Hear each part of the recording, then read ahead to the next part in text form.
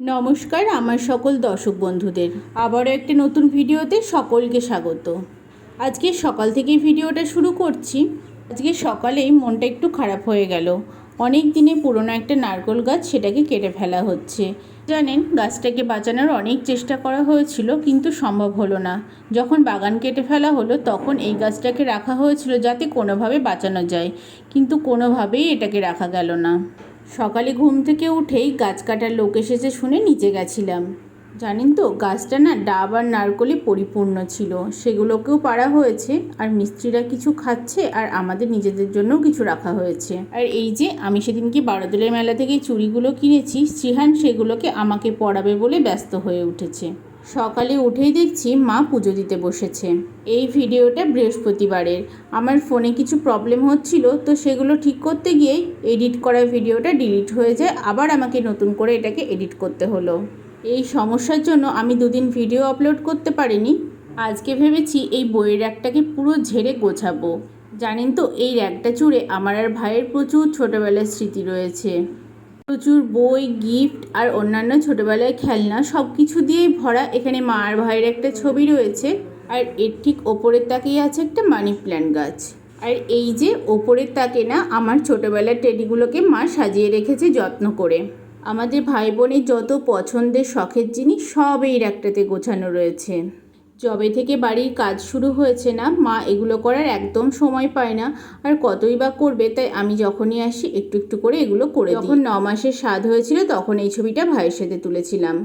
এখানে ঠাকুর ঘরে তুলসী গাছটা না পুরো শুকিয়ে গেছিল, যদিও 1 বছর হয়ে গেছে, তাই মা নিচের থেকে একটা তুলসী গাছ নিয়ে এসে এখানে পুঁতে দিল। আর এই যে আমাদের বাড়ির কালারটা ঠিক এইরকম করা হচ্ছে। আমরা সবাই মিলে এটা পছন্দ করেছি। এবার ইচ্ছা ছিল বাড়িতে লাইট কালার করার, সেই মতো সবাই মিলে পছন্দও করেছিলাম রং, কিন্তু যেহেতু বাড়িটা একটু ফাঁকার মধ্যে, তার জন্য আবার চেঞ্জ করে ব্রাইট কালার করা হলো। আর জানেন তো, অনেক দিন পর সকালে ভাত খাওয়া হবে। সবাই মিলেই বললাম একটু ডাল সিদ্ধ, পটল ভাজা, আর মা আবার সাথে দেখলাম ডিমের ঝোল করেছে। সকালে জলখাবারের সঙ্গে গরম ভাত, ঘি, ডাল সিদ্ধ, পটল ভাজা তো দারুণ লাগে। সেই স্কুলের কথা মনে পড়ে যাচ্ছে। যখন স্কুলে যেতাম এই রকম একটা ভাতের থালা সাজিয়েই মা সামনে দিত, আর তাড়াতাড়ি করে খেয়ে দৌড়ে চলে যেতাম।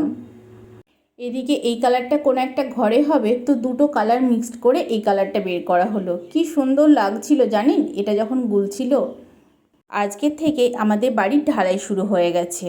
যারা দিনরাত পরিশ্রম করছে তাদের জন্য এই শুভ কাজের শুভারম্ভে মিষ্টি বুক করানো হচ্ছে। চলুন মিষ্টিগুলো আমি নিচে গিয়ে সবাইকে দিয়ে আসি। এত গরম পড়েছে, আমরা যেহেতু ঘরে আছি তাই অতটা বুঝতে পারছি না ওনাদের কষ্টটা। তবুও চেষ্টা করছি যতটা পারা যায় একটু ঠান্ডা জল ওনাদেরকে দেওয়ার। এদিকে শ্রীহানবাবু বায়না করেছে রং করবে, তাই সে মামায়ের সাথে রং করছে। কিন্তু হাতে ধরে করালে কি তার স্বাদ মিটবে? দেখুন কাণ্ড। আমরা যে ওই দিকে গেছি, একটা তুলি নিয়ে কি শুরু করে দিয়েছে।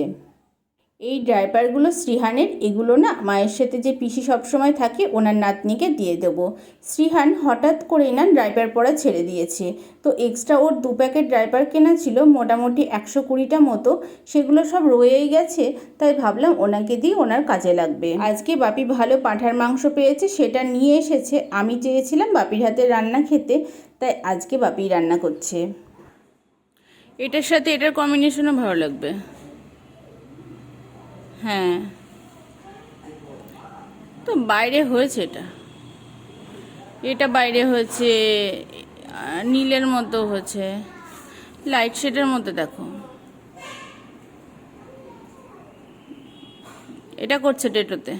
এখানে বাপি রান্না করে মাংস টেস্ট করতে দিয়েছে, সেটাই খেয়ে দেখছিলাম। দুর্দান্ত খেতে হয়েছিল। জানি না কিভাবে এত ভালো করে, তবে ঝোলটা অসাধারণ হয় খেতে। আজকে বেশি কিছু রান্না হয়নি, মাংস, পেঁপে ভাজা আর আমের চাটনি। তারপরে খেয়ে দিয়ে ঘুমিয়ে উঠে আমি একটু চা করতে বসিয়েছি। একটু আদা দিয়ে লিকার চা করলাম, খেলে না মাথাটা পুরো ছেড়ে যায়। তার মধ্যে কি কাণ্ড, পিসি ফোন করেছে কালকে কাজ করতে আসবে না। এক গাদা বাসন তো জমা হয়েছিল। মা তো দুপুরে অনেক বাসন ধুয়েই নেয়, কিছু কিছু থাকে, তো আমি ভাবলাম আমিই একটু ধুয়ে নিই। সেই মতো বাসনগুলো একটু ধুয়ে নিচ্ছিলাম। তবে উনি না আগে থেকে বলে দিলে বেশ ভালো হয়, সকালে উঠে এক গাদা কাজের মুখোমুখি পড়তে হয় না। আজকে না মাদের একটা নিমন্ত্রণ আছে, তো মা বাপি শ্রীহান সেখানে যাবে, একটা বাচ্চার জন্মদিন। ওনারা কর্মসূত্রে বাইরে থাকে, তো এবার বাড়িতে এসেছে, তাই 5 বছরের জন্মদিনটা এখানেই পালন করছে মেয়ের। আর এখানে বাপি শ্রীহানের জন্য একটু মিষ্টি এনেছিল, কারণ ও কিছুদিন ধরে কিছু খেতে চাইছে না, মিষ্টিটা যেহেতু পছন্দ করে তাই এনে রাখা হলো। আজকে রাতে ভেবেছি একটু ঝোলঝোল করে পোস্ত খাবো, তার জন্য আলু, ঝিঙে আর ডাঁটা কেটে রেখেছে মা। পোস্তটা মাই বানাবে, আমিও পারি বানাতে, কিন্তু মায়ের হাতেরটা বেশি ভালো হয়। 3 দিন ধরে ফ্রিজে অনেকটা দুধ জমেছে, শ্রীহান খাচ্ছে না বলে সেটা মিশিয়ে একটু পায়েস বানানো হলো। ফ্রিজে খেজুরের গুড় আছে, অফ সিজনে হলেও গুড় দিয়ে পায়েসটা কিন্তু বেশ লেগেছে।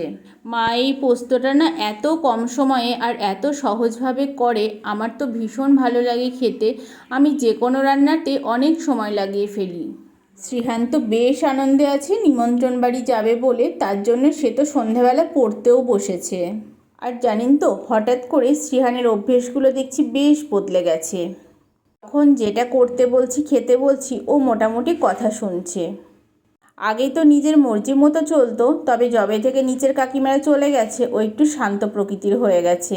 পোস্তটা পুরো রেডি করে দিয়েছে মা, আমি বললাম আমি বাকিটা দেখছি, তুমি একটু রেডি হয়ে নাও। আর এই টিউবলাইটটা না মাঝে মাঝেই ডিস্টার্ব করছে। বেশি করে লঙ্কা দিয়ে করেছে পোস্তটা, এত সুন্দর খেতে হয়েছিল কি বলবো। আর সাথে না একটু ডিম সিদ্ধ ছিল, তো সেটাকেই একটুখানি হালকা তেলে ফ্রাই করে নিচ্ছি, সাথে একটু পেঁয়াজ আর কাঁচা লঙ্কা দিচ্ছি। এটা যা ভালো লাগে খেতে, গরম ভাত বা রুটি যা কিছু দিয়ে খাবে তাই দিয়েই ভালো লাগে।